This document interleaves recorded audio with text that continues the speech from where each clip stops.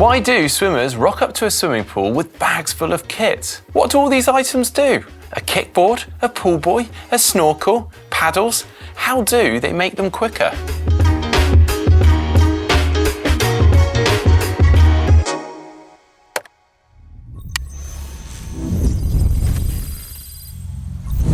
Now, I've always trained with swim kit, or toys as I like to call them when I swim. But if you're someone that thinks they're a waste of time, well, there's a very good reason why the best swimmers in the world also use a load of swim kit when they're in the swimming pool. In fact, you'd be hard pushed to find a good level swimmer that doesn't. So when Magic 5 sent through their new equipment bag full of swim equipment or toys, I thought, well, this is a perfect opportunity to run through what it all does. So first up, the kickboards. Now you hold this out in front of you, however you like really. You can hold it at the top, like so. You can hold it at the bottom. In fact, this one's actually got some little cutouts in that you can hold onto. You can hold it in the middle, hold it with one arm. You can do whatever you want really. Personally, I prefer to hold it at the top and I essentially just lie out and rest on it.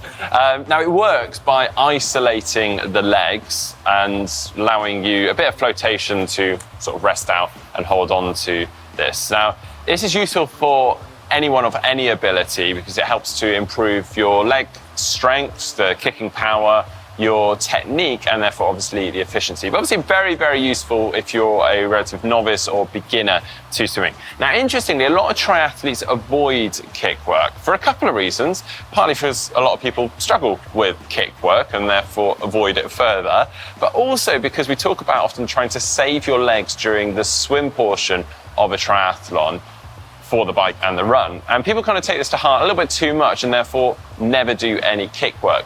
But think of it this way, if you can improve the efficiency and power of your leg kick so that, for instance, one of your really light and effortless leg kicks is the power of your current 3 hard leg kicks, well, it's a no-brainer. That is going to improve your kicking substantially. That might sound a bit far-fetched, but genuinely, these are the sort of improvements you can find from working on your leg kick.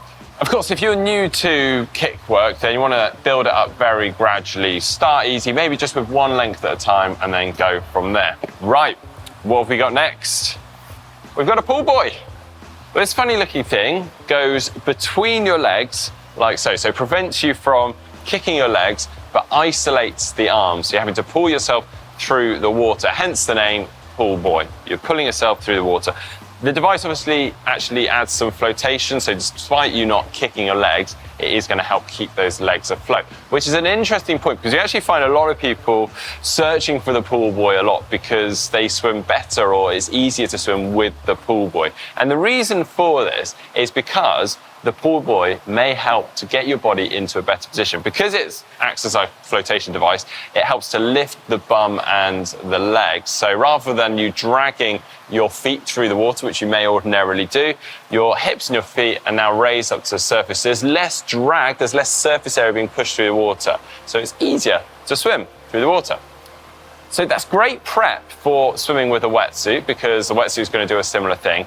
But you don't want to rely on the pool buoy. You do actually want to fix the cause of those issues as to why you are dropping your bum and your legs.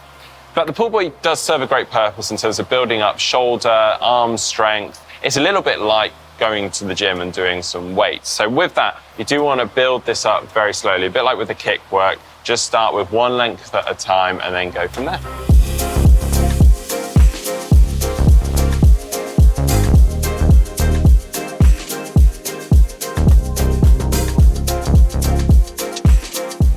So next up, we've got the swim snorkel.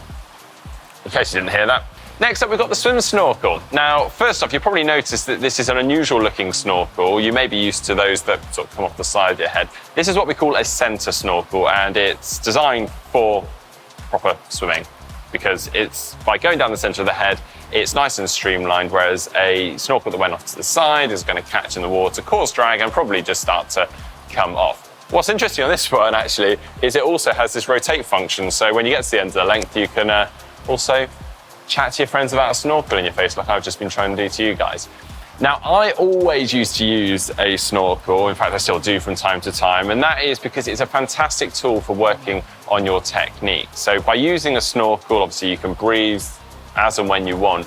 you don't need to then worry about having to breathe to the side. And we all know that a lot of us, when we start breathing to the side, that's when our technique falls to pot. So by using the snorkel, we can really just focus on the fundamentals of our technique, that catch moving into the pull phase without the disruption of every couple of strokes having to rotate and breathe, and maybe that stroke going off to the side. So we can work on that, but then also by having our head in the water, we can just focus on the stroke continuously without that disruption too. And then obviously bring the breathing back in. So yeah, if you are trying to work on your technique, then a snorkel is an absolute no-brainer, which moves me on to our next one. It is paddles. Now these are actually slightly smaller paddles. These are what we actually call finger paddles, but paddles, generally speaking, are just there to increase the surface area of the hand, therefore require more force for you to pull your hand through the water. A bit like doing weights in the gym, this will help with increasing your strength in the water. Now, finger paddles, a similar thing. In one sense, they are almost a step up to the full hand paddle, so it's just that nice gradual step up without obviously increasing that resistance too much too soon. But also, these are fantastic and quite often used for the catch phase of the stroke.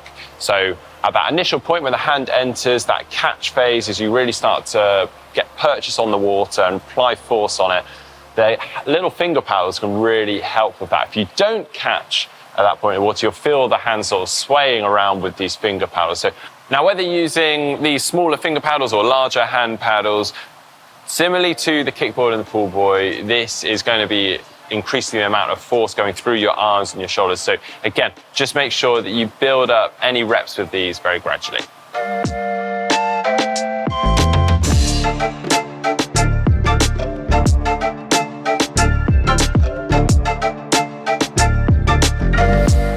And finally, we've got a few other last bits. So I always take a swim bottle with me when I'm swimming. Now, a little bit of a misconception with swimming is that you don't sweat. That is totally not the case, albeit it washes off you in the swimming pool. It doesn't mean that you're not sweating. You are still potentially sweating a lot. So make sure you're replacing those fluids. Also, obviously, goes without saying, make sure you got your goggles, maybe even a spare pair with you. You can also, and this actually comes in this pack, you can get some anti-fog spray. So just applying that coat to the goggles every so often to make sure they don't fog up. And finally, we have a swim cap.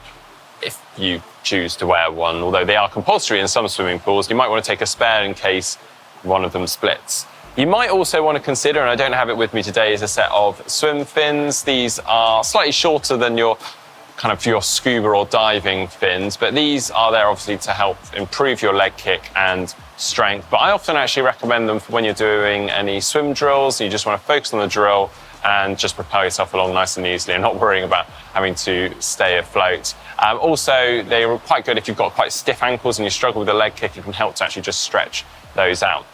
But that's all. If you would like to get ready-made bundles, well, the Magic 5 have actually got these on their website, so you can go check out. They've got this Discovery Bundle, which has all of the things that I have featured today, including also their Magic 5 card game, which includes a load of sessions, including some from Jan Frodeno. They also have their Essential Bundle, which is just the kickboard, the pool buoy, anti-fog spray, and a swim cap, obviously all in the mesh bag. So if you just want a nice quick fire, easy way of getting some of this kit, then head on over to that. Let us know if there's any other essential bits of kit that you always take with you to the swimming pool in the comments section down below. But I hope you enjoyed today's video. Give it a thumbs up, give it a like. See you next time.